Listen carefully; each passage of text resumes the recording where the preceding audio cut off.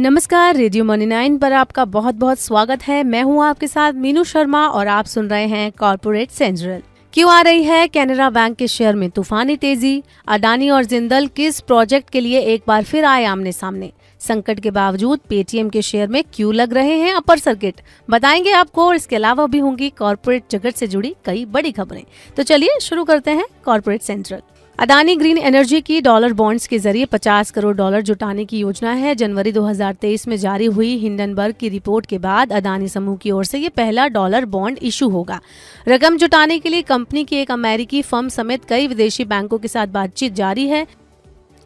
Hindenburg की report में लगाए गए आरोपों के बाद समूह को अंबुजा सीमेंट एसीसी की खरीद से जुड़े कर्ज की रीफाइनेंसिंग की प्रक्रिया को रोकना पड़ा था। खबर के चलते अडानी ग्रीन का शेयर आज 0.9% की बढ़त के साथ 1,872 रुपए पर बंद हुआ।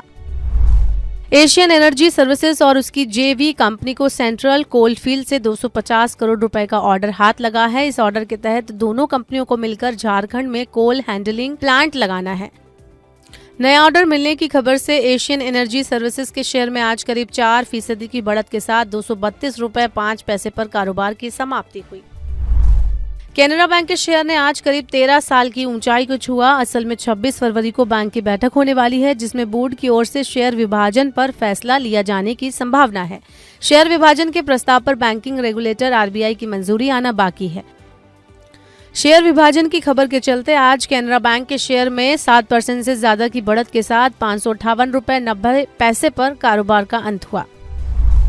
नवीन जिंदल की अगुवाई वाली स्टील कंपनी जेएसपीएल की सब्सिडियरी जिंदल पावर ने कोल पावर प्लांट के लिए 14,000 करोड़ की बोली लगाई।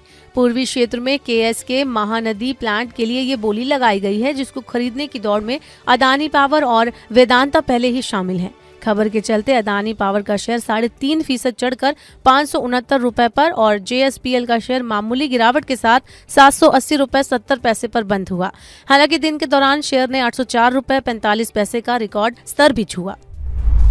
वित्त वर्ष 2023-24 की तीसरी तिमाही के कमजोर नतीजों के बाद रेटिंग एजेंसी मूडीज ने यूपीएल की रेटिंग को घटाकर Ba1 कर दिया है और आउटलुक को नेगेटिव बरकरार रखा है। इससे पहले मूडीज ने इस कंपनी को Baa3 की रेटिंग दी थी। मूडीज के मुताबिक यूपीएल की छोटी अवधि की फाइनेंसिंग पर भारी निर्भरता बड़ी चिंता का विषय है। रेटिंग घटने की खबर से आज यूपीएल का शेयर करीब 1% गिरकर 477 रुपए 70 पैसे पर बंद हुआ। मीडिया रिपोर्ट्स के अनुसार पेटीएम के फाउंडर और एमडी विजय शेखर शर्मा ने वित्त मंत्री निर्मला सीतारमण और आरबीआई के अधिकारियों के साथ मुलाकात की है, ताकि वो अपनी पोजीशन को एक्सप्लेन कर सकें। ईडी की आधिकारिक जांच शुरू होने की खबरों के बीच ये मुलाकात हुई है।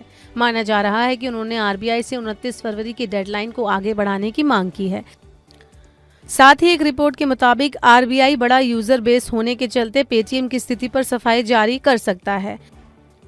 खबर के चलते आज पेटीएम के शेयर में 10% के ऊपरी सर्किट पर 496 रुपए 25 पैसे के स्तर पर कारोबार की समाप्ति हुई। बाइकॉन के शेयर में आज करीब 2% की बढ़त के साथ 304 रुपए के स्तर पर कारोबार की शुरुआत हुई, जो कि 307 रुपए 10 पैसे की 52 हफ्ते की ऊंचाई के बेहद करीब है। दरअसल इस कंपनी को डेसाटिनिब टैबलेट के लिए यूएस एफडीए से शुरुआती मंजूरी मिली, जिसका इस्तेमाल ल्यूकेमिया यानी कैंसर के इलाज में होता है। पर कारोबार के अंत में शेयर करीब 2.5% गिरकर 291 रुपए 15 पैसे के स्तर पर बंद हुआ। टीआरएफ के शेयर में आज कारोबार के शुरुआती 1 घंटे में 20% का ऊपरी सर्किट लग गया। असल में टाटा स्टील की ओर से इस कंपनी के साथ अपने मर्जर प्रस्ताव को वापस ले लिया है। टीआरएफ के शेयर धारकों को अपने 10 शेयरों पर टाटा स्टील के 17 शेयर मिलने थे, जो कि उस समय के हिसाब से 53% के डिस्काउंट पर थे। सितंबर 2022 में टाटा स्टील ने टीआरएफ समेत कुल 7 कंपनियों के खुद में विलय को मंजूरी दी थी। खबर के चलते टीआरएफ का शेयर 20% ऊपर 327 रुपए 70 पैसे और टाटा स्टील का शेयर हल्की गिरावट के साथ 144 रुपए 40 पैसे पर बंद हुआ। इंश्योरेंस सेक्टर के रेगुलेटर IRDAI ने एक्सिस बैंक की ओर से मैक्स लाइफ में निवेश को मंजूरी दे दी है। मैक्स लाइफ इंश्योरेंस की ओर से एक्सिस बैंक को 14.25 करोड़ शेयर जारी किए जाएंगे।